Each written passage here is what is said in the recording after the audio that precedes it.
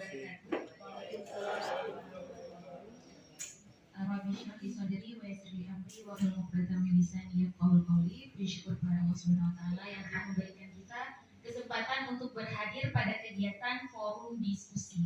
Jadi Ibu Bapak semuanya, hari ini kegiatannya forum diskusi untuk kegiatan laskar saya.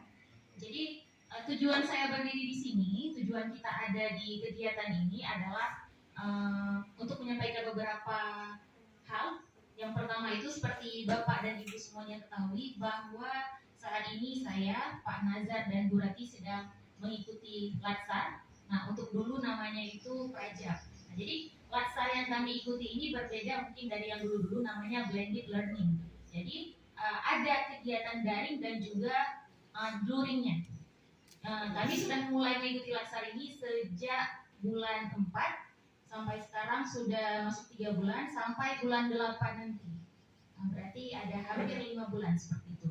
Nah, jadi saat ini kami berada di 2 tahap terakhir sebelum final dari latsar ini. Kami berada di tahapan melakukan kegiatan aktualisasi. Nah, untuk saya sendiri, adapun kegiatan aktualisasi saya itu berupa pelatihan dengan judul optimalisasi pemanfaatan media ajar berbasis teknologi di SMP Negeri 1 Bandar Baru, seperti itu. Nah, fokusnya itu pada pelatihan menggunakan PowerPoint dan juga video pembelajaran. Jadi untuk hari ini saya terlebih dahulu menjelaskan media ajar. Saya tahu semua ibu pasti sudah paham apa itu media, cuma lebih ke pengingatan kembali saja.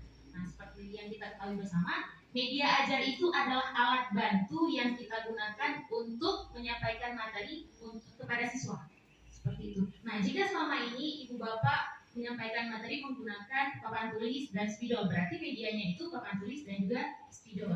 Yang misalnya memberikan guru, nah buka halaman sekian, itu materinya ya. Berarti buku itu selain sebagai sumber belajar juga sebagai media ajar, seperti itu.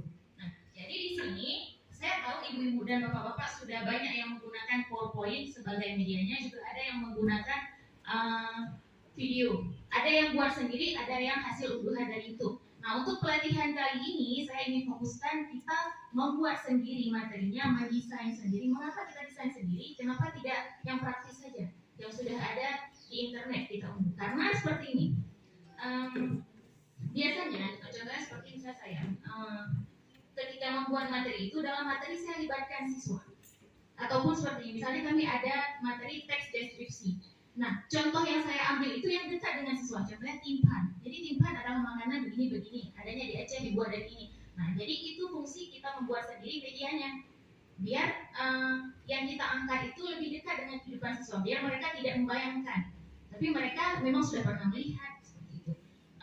Selain itu, misalnya untuk materi kaidah bahasa, biasanya saya menggunakan nama siswa langsung. Terlebih yang mungkin agak bandel di kelas ya. Kalau contoh untuk kelas saya ajar itu Shibran. Saya selalu menuliskan nama Shibran di media. Shibran hari ini tertidur di kelas. Saya itu untuk contoh kalimat intransitif. Nah, mungkin untuk guru-guru lain juga bisa guru matematika bisa menggunakan nama yang lain. Siapa misalnya?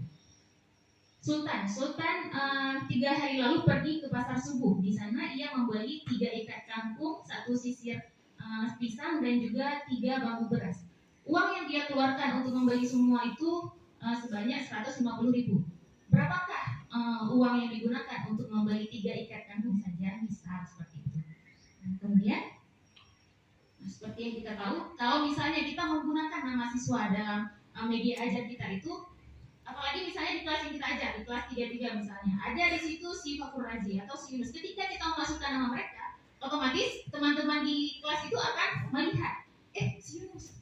Apalagi kalau misalnya kalimatnya itu lucu-lucu, pasti mereka akan tertawa. Nah, untuk siswa-siswa yang biasanya tertidur ketika ada teman tertawa, dia juga akan ikut cerita apa yang terjadi, kenapa ini tertawa. Dan dia juga ikut melihat. Nah, itu lagi fungsi dari media ajar sebagai stimulus penarik perhatian siswa.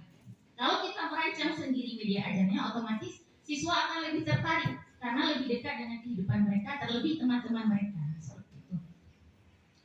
Nah, kemudian harapan saya selama kegiatan pelatihan ini, saya berharap setelah ibu bapak merancang materi ajarnya ini bisa langsung digunakan saat tahun ajaran baru. Jadi setelah dibuat di sini, dirancang, didesain, dimasukkan tabel atau bagaimana, nanti langsung digunakan dalam pembelajarannya di kelas seperti itu. Jadi untuk itu saya sangat berharap kesediaan ibu bapak untuk mengikuti pelatihan ini, karena pelatihan ini tidak akan berjalan jika tidak ada kontribusi dan partisipasi dari ibu bapak sekalian. Seperti itu. Mohon sekali untuk partisipasinya. Dan untuk itu saya menyebarkan angket, silakan Bunda berikan anketnya. Angket untuk mengetahui tingkatan penggunaan media ajar selama ini. Jadi selain terlebih dahulu saya tahu pemahaman ibu-ibu, kemudian di akhir juga saya akan membuatkan grafik peningkatan kemampuan setelah kita mengikuti pelatihan. Jadi tolong diisi sesuai dengan kemampuan ibu-ibu, sesuai dengan kondisi sesungguhnya, jangan ada yang memanipulasi seperti itu. Nah, kemudian ada juga daftar hadir sudah beredar, sudah ada ya, tolong diisi juga. Selain itu untuk beberapa guru yang mungkin sudah sangat mahir, Pak Sahrijal mungkin, Pak Faisal, Bu Hidayani dan Bu Rumahani mungkin bisa membantu saya nanti kegiatan sebagai fasilitator. Jadi kegiatannya itu insya Allah minggu depan. Yang harus dipersiapkan itu ibu bapak harus membawa laptop, kemudian sediakan KD yang dipilih. Kalau bisa KD-KD yang mungkin di semester 1 langsung, sama materi ajarnya. Nanti sampai sini kita tinggal mengetik dan mendesainnya. Juga bawa gambar yang mungkin mau dijadikan sebagai background oleh berbentuk awan, pemandangan atau lain sebagainya. Jadi mungkin saya berikan sedikit. Sebenarnya ibu bapak saya di sini bukan bermaksud menggurui, bukan ingin terlihat lebih superior seolah-olah saya sudah ahli, tidak. Saya tahu jauh, saya ini masih jauh di bawah ibu, masih amatiran, sedangkan ibu sebelumnya sudah terampil, ya, sudah menjadi pakar. Tapi karena ini program saya, ya terpaksa seperti ini jadinya. Sekali lagi saya mohon maaf, jangan ada yang tersinggung. Semoga tidak ada yang terhati-hati. Terima kasih untuk waktunya Bapak, terima kasih untuk waktunya ibu-ibu semua. Akhirnya boleh diisi selama mengikuti rapat ya. Semoga semuanya ikut berpartisipasi untuk minggu depan. Assalamualaikum warahmatullahi wabarakatuh.